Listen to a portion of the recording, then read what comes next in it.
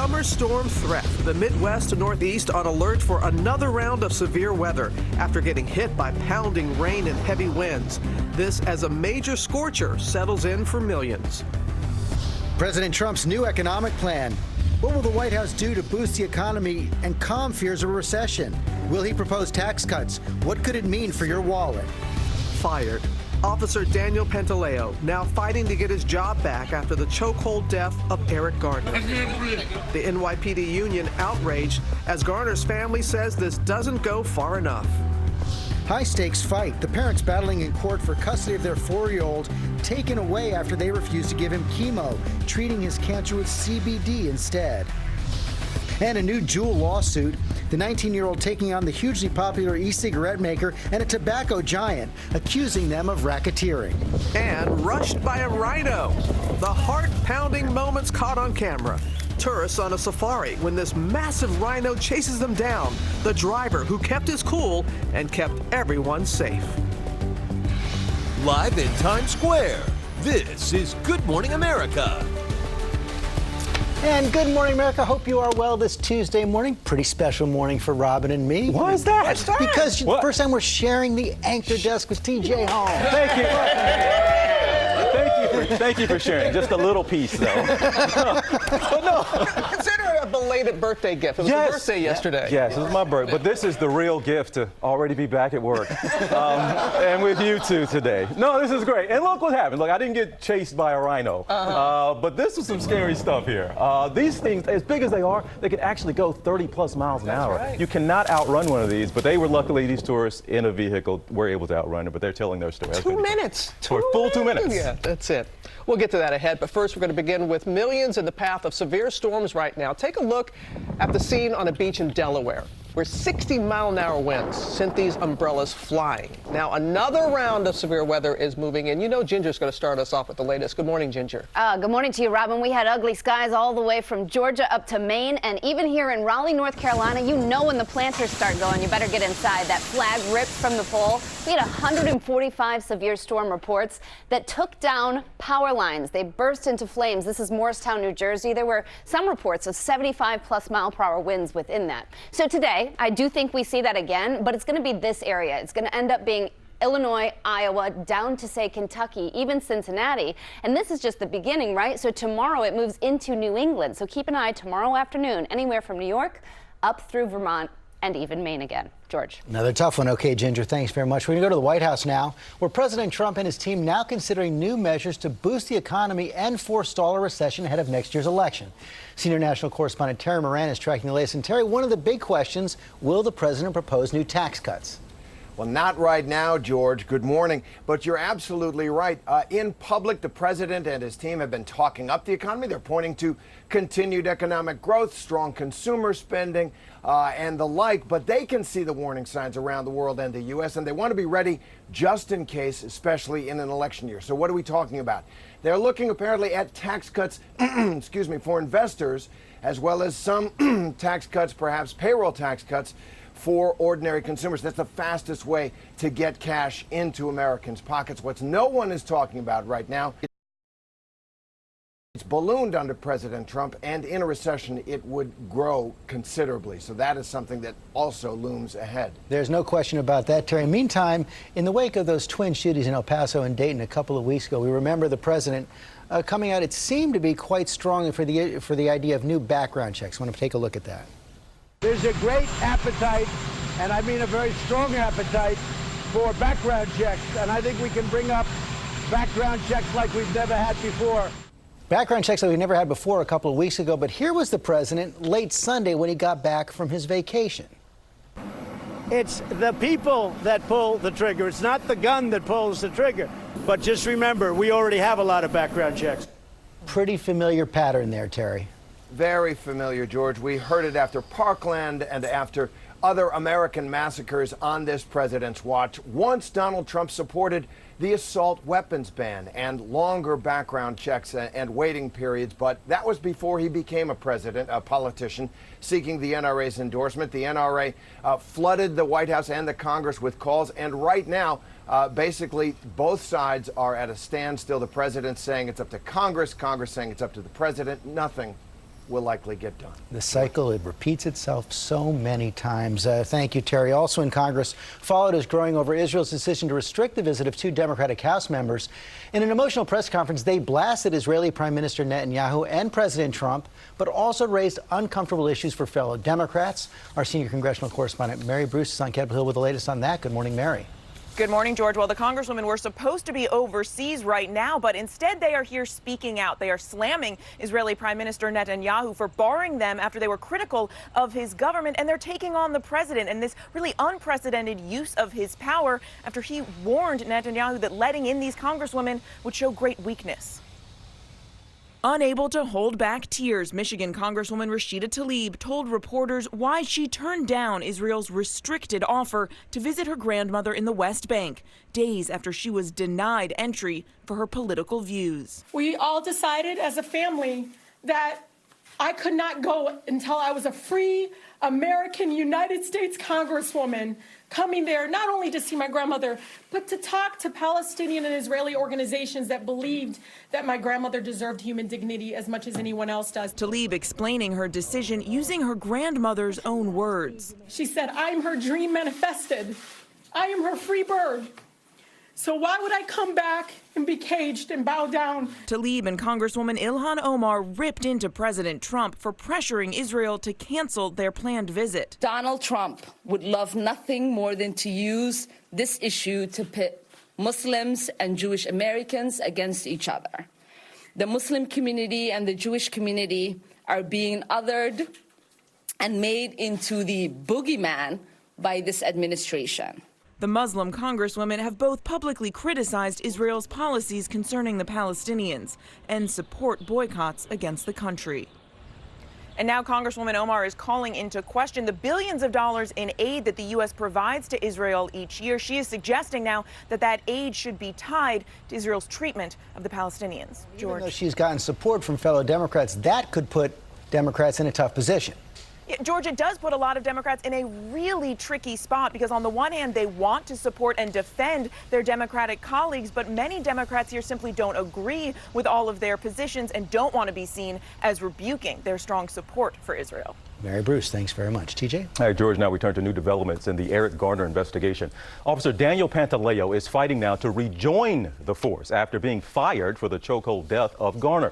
New York's police union was outraged over the decision to fire him in the first place. Garner's family says there's still more to be done. ABC's Eva Pilgrim downtown at the 1st Police Precinct with the very latest. Good morning to you, Eva.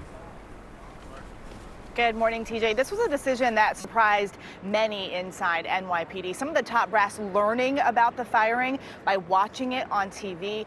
Ultimately, this was the police commissioner's decision, one he says he knew may not be popular with his brothers and sisters in blue.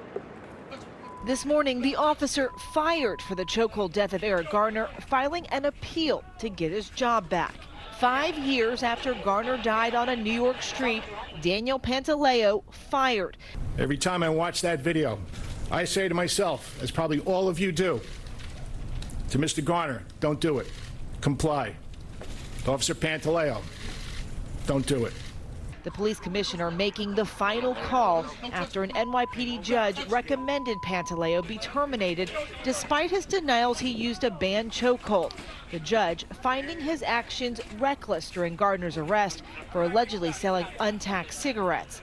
That move triggering a fatal asthma attack. Garner's final words, "I can't breathe," uttered 11 times, becoming a battle cry for the Black Lives Matter movement. Mayor de Blasio putting pressure on the commissioner to act while on the presidential campaign trail, now saying the commissioner made the right decision. Members of the NYPD learned the lessons of this tragedy. They acted on it. They did something about it. But an outraged police union accusing the commissioner of bowing to public pressure. The leadership has abandoned ship and left our police officers on the street alone. Pantaleo's firing a measure of justice for the Garner family, who pushed for years but never saw charges filed against that officer. Yes, he's fired, but the fight is not over. We will continue to fight. I lost my son. Yeah. You cannot replace that. You can get another job, maybe at Burger King, okay? And the family is pushing for the other officers involved to be disciplined. This as they are fighting for an Eric Garner law that would make police chokeholds illegal. Robin. That's just their hope. All right, Eva, thank you. Now to new details about what happened in the days before Jeffrey Epstein's death. The convicted sex offender signing a will for his multi-million-dollar estate.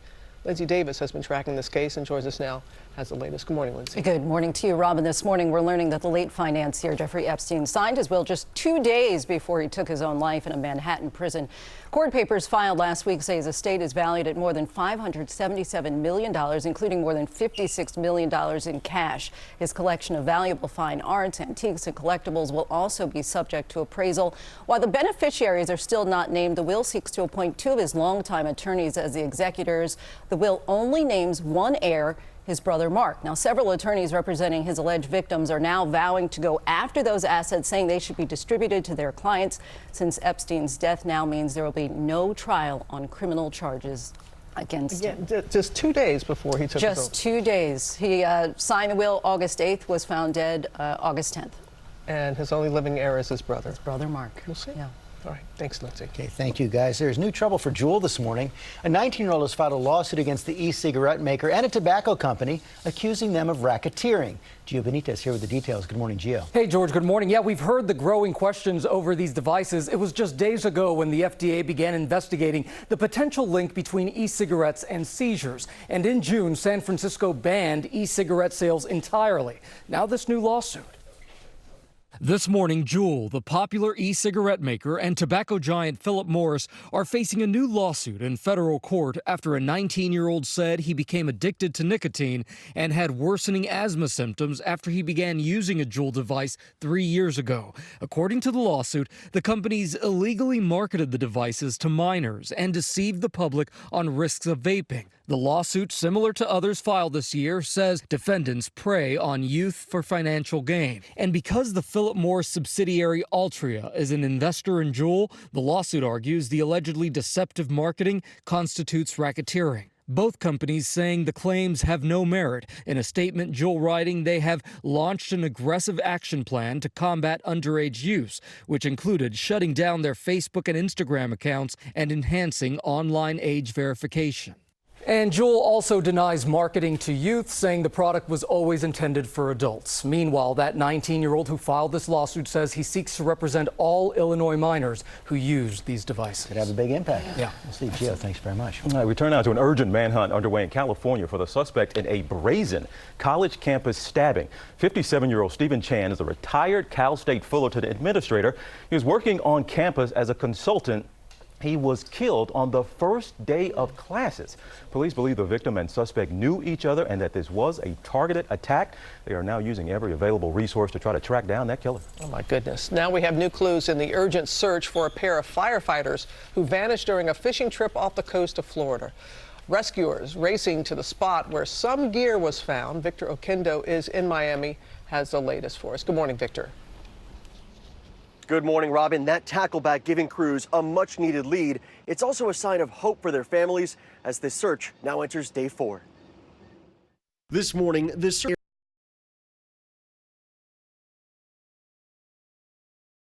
area where this fishing bag with gloves and gear was recovered, about 50 miles off St. Augustine. Ryan McClooney's wife, Stephanie, writing she believes they threw it overboard to say, "We are here. Come find us." He strategically took out heavy items. There were no pliers, there was no heavy tackle, no weights in it. He only had things that he knew we could identify. We could definitely identify the bag. It was his father's, so it's a huge deal. McClooney and close friend Justin Walker, both firefighters, haven't been heard from since they left on a fishing trip Friday morning. The Coast Guard releasing this surveillance image of the pair putting their boat into the waters of Port Canaveral. My brother and Justin are very resourceful, very well trained. They know what they're doing, so if there's a way to get found, they're going to make that as easy as possible for us. The search spanning nearly 50,000 square miles from Cape Canaveral up to Charleston, South Carolina. Dozens of boats, 6 aircraft, and nearly 150 people looking for the firefighters by air and sea. Those numbers likely growing as authorities are asking for anyone with a boat to help. We're going to find these guys, and it's just a matter we finally started zeroing in a little bit today, and we're going to find them. And because both men are firefighters, the fire and rescue chief says they have the experience and the skill set to survive. And at this point, this is still a rescue mission. George? Okay, Victor, thank you very much. We're going to move overseas now to the mystery surrounding that deadly nuclear blast in Russia. Reports that 2 radiation monitoring stations have gone silent are raising new concerns, and our foreign correspondent James Longman is back from Russia with the latest. Good morning, James. Yeah, good morning, George. That's right. And when I was there, people told me they were mostly concerned because they weren't getting enough information. And now these radiation systems have gone offline. The picture isn't getting any clearer.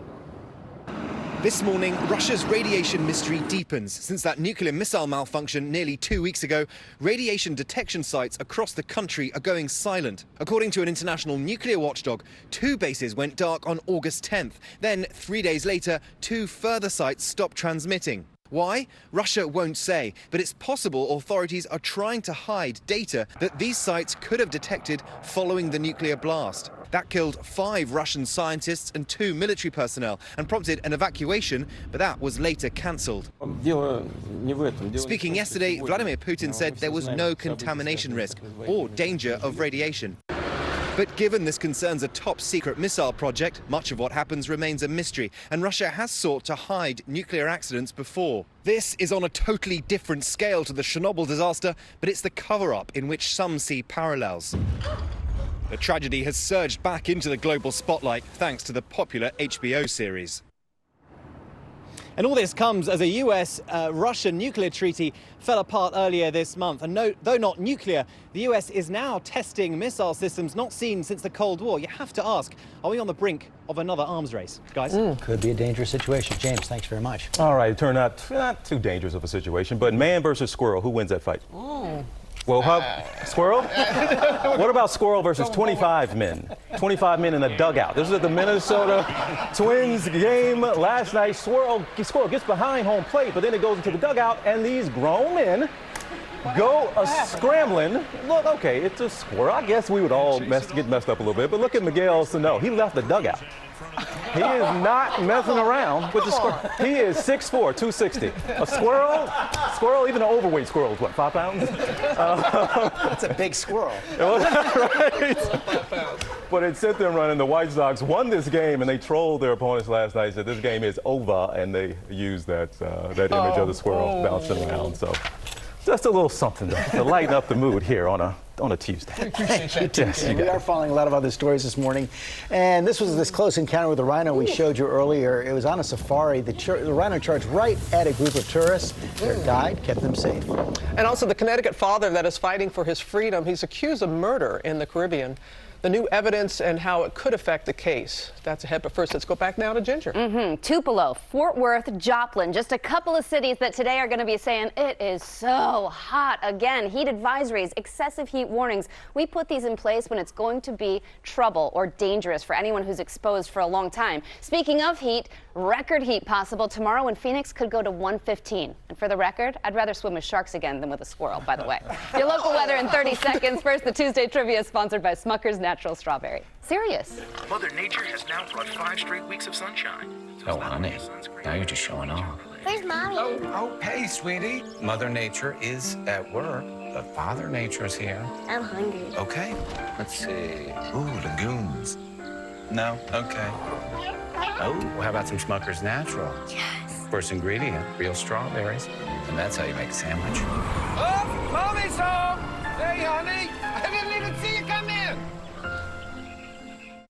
Warm and muggy out the door this Tuesday morning, so dress cool today. We'll be in the lower 80s by 9 o'clock, up to 88 degrees by 11, so hot and steamy for your afternoon plans. 94 our high temperature today, but with the heating of the day after about 2 o'clock, we could have some thunderstorms developing really anytime between 2 and 9 p.m. Heavy rain, high winds, and a lot of thunder and lightning. 2 more days of the wicked heat, 93 Wednesday, 91 Thursday, much cooler this weekend. Please. Can I stay? Yeah, please. We'll be right back. You can stay. Are you following me? Maybe we could be friends. Bro, dog. I'm looking for a missing person. Have you seen him? I made a promise to him to get him that wrestling school. Rule number